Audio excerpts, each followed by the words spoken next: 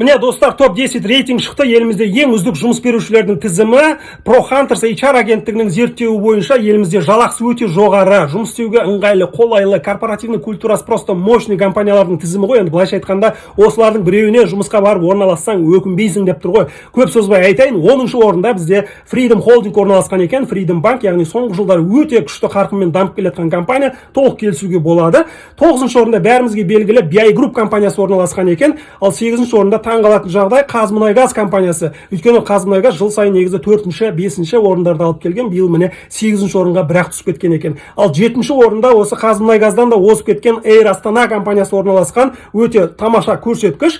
6-ші орында Казатомпром компаниясы орналасқан, бұл да мықты компания. Жалпы 5-ші орында енді өз басым ойынша келіспеймін, Каспий KZ орналасқан екен. Яғни Каспийде сондай жалақы өте жоғары, там условия работы шикарно дегенге онша сенбеймін. Дегенмен енді өз саласының лидері ретінде міне 5-ші орында жұлып тұрып алған екен. Тамаша.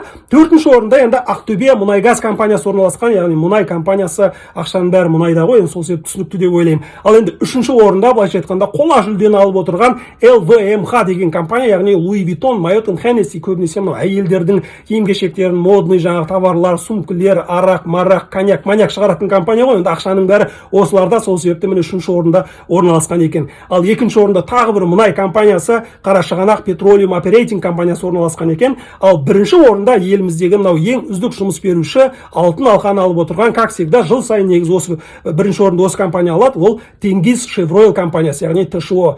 Алдағы видеода сіздерге бұдан да қызықты бір рейтинг туралы айтатын боламын, так что достар, алыстамаймыз.